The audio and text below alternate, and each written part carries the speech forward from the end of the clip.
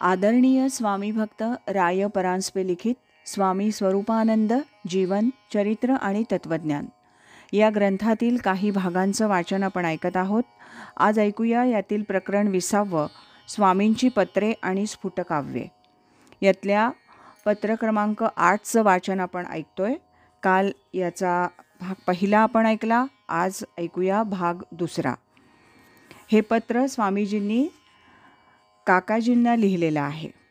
ऐकूया भाग 2.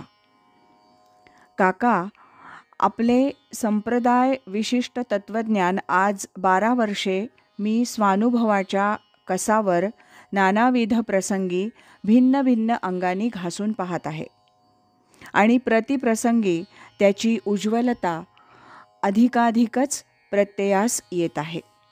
पण त्याचबरोबर हेही लिहिणे आवश्यक आहे की पूर्वीच्या माझ्या संप्रदायाविषयीच्या भ्रामक कल्पनात अनुभवाने कितीतरी पालट घडून आला आहे व नवीन भ्रम निर्माण होऊ नयेत म्हणून मी प्रामाणिकपणे दक्षता बाळगीत आहे. सांप्रदायिकांच्या ईश्वर स्वरूपविषयक आणि धर्मविषयक संकुचित भावना व तज्जन्य दुराग्रह कंसात आहे संतपणाची घमेंड, अहमपणा, परमता सहिष्णुता इत्यादी वृत्ती पाहिल्या आणि सत्यासत्याविषयी बेफिकिरी दाखवणारा परंतु ब्रह्मज्ञानाच्या तत्त्वज्ञानावर विकला जाणारा क्षुद्र स्वार्थीपणाचा व्यवहार पाहिला. म्हणजे त्यांच्या भोळ्या भावाची किंवा बुद्धिमांद्याची कीव करावी किंवा लबाडीची चीड यावी याचा उलगडा होत नाही. त्यांच्या व्यवहाराच्या बुडाशी मोठेपणा व मूर्खपणा असो वा स्वार्थ हेतुमूलक लबाडी असो, दोन्हीही त्यांच्या उन्नतीला अडथळा आणणारी आहेत एवढी गोष्ट खरी. आपल्या संप्रदायाची एक विशिष्ट संघटना नव्हती हे भाग्यच म्हणावयाचे. त्यामुळे सांप्रदायिकांचे निदान अनहित तरी झाले नाही. शिवाय संप्रदायाचे क्षेत्रही अगदी मर्यादितच होते. त्यामुळे आपल्या संप्रदायाविषयी मला फारसे लिहावयाचे नाही. ज्ञातेपणाचा फुंज एवढी एक गोष्ट वगळली तर माझ्या परिचित मंडळींबाबत मला असे म्हणता येईल की प्रत्येकाची थोडीफार उन्नती होण्यासच संप्रदायाची मदत झाली आहे. मात्र संसार हा प्रकृतीचा खेळ आहे, आत्मा अलिप्त आहे असले 4 शब्द बोलता आले म्हणजे तेवढ्याने करून अकर्तेपणा पदरी पडतो किंवा स्थितप्रज्ञावस्था प्राप्त होते असे मानणे हा संकुचित विचारांचा परिणाम आहे. ही गोष्ट प्रत्येकाने नीट लक्षात ठेवली पाहिजे.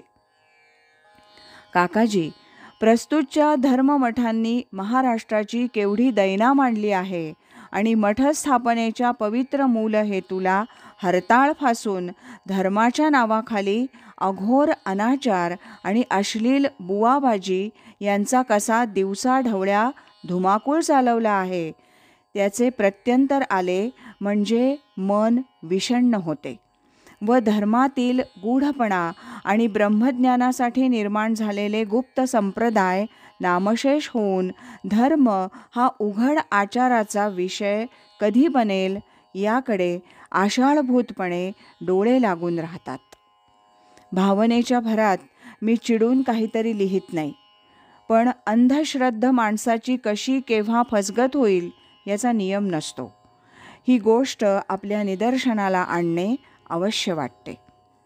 समाजाला धर्मप्रवण करण्याच्या उद्देशाने स्थापन झालेल्या धर्मपीठांनी किंवा सांप्रदायींनी साधनात गुप्तपणा ठेवणे अत्यंत अनिष्ट आणि घातूक आहे. त्यायोगे सामान्य जनतेची दिशाभूल करणे सहज शक्य होते. साधने स्पष्ट आणि उघड असतील तर त्यांचा कस लावणे सामान्य जनतेला जड वाटत नाही.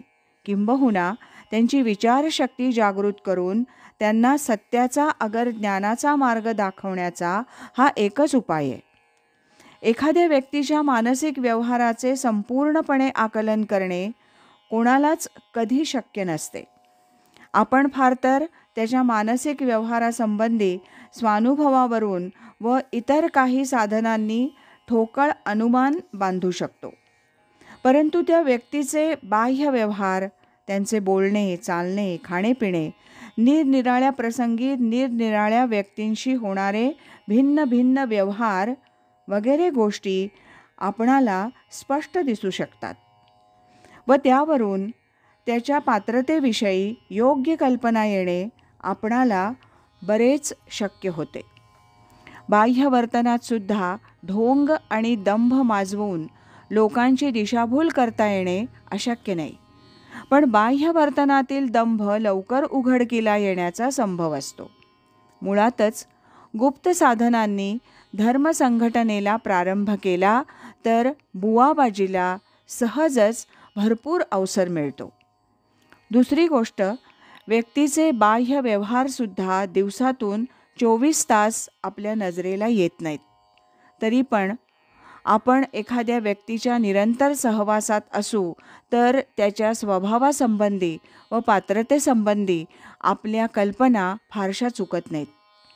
एखाद्या व्यक्तीवर कोणी 24 तास पहारा करू शकत नाही. तुरुंगात याही बाबतीत बरीचशी शक्यता असते. पण बराच काळ आपण त्याच्या सहवासात राहिलो तर त्याच्या राहणीची व आचरणाची आपणाला योग्य कल्पना येऊ शकते.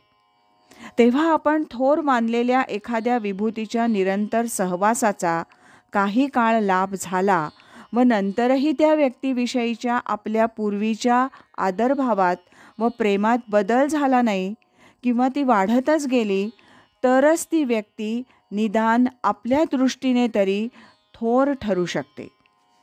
अशा परिस्थितीत नकळतच त्याच्या राहणीचा आपल्या आचारविचारांवर परिणाम होत असतो व आपली साहजिकच उन्नती होत असते. ज्यांच्या प्रत्येक वृत्तीत सत्य, प्रेम, आनंद, दया, क्षमा आणि समाधान इत्यादी वृत्ती ओतप्रोत उतरल्या आहेत, अशा किंवा वरील वृत्ती अंगी बाणवून घेण्यासाठी ज्यांचा प्रामाणिक प्रयत्न चालू असून तो त्यांच्या प्रत्येक कृतीतून सामान्य जनतेच्या निदर्शनास येत आहे, अशा थोर व्यक्तींकडून समाजाची उन्नती होण्याची आशा आहे. गुप्तपंथ कधी कुणाला कसे खड्ड्यात घालतील हे काहीच सांगता येत नाही. वस्तुस्थिती अशी आहे की स्वतःचा उद्धार किंवा स्वतःची उन्नती स्वतःच करावयाची असते. स्वानुभवानेच आत्मोन्नती होत असते. पण याचा अर्थ असा नव्हे की इतरांच्या अनुभवांचा किंवा विचारांचा उपयोग आत्मोन्नतीला करून घेऊ नये. गतकालीन व वर्तमान थोर विभूतींच्या आणि साधुसंतांच्या अनुभवांचा आणि विचारांचा शक्य तेवढा उपयोग करून घेणे हे आत्मोन्नतीला इष्टच असते. पण त्यायोगे मानसिक आणि बौद्धिक दास्यात आपण जखडले जाणार नाही एवढी सावधानता किंवा दक्षता अवश्य ठेवली पाहिजे. कारण मानसिक व बौद्धिक दास्य हे शारीरिक गुलामगिरीहून अधिकच हीन आहे. आज इथेच थांबूया. पत्रातला यानंतरचा भाग आपण उद्या ऐकूया. श्रीमद सच्चिदानंद सद्गुरु श्री स्वामी स्वरूपानंद महाराज की जय. हरि ओम तत्सत.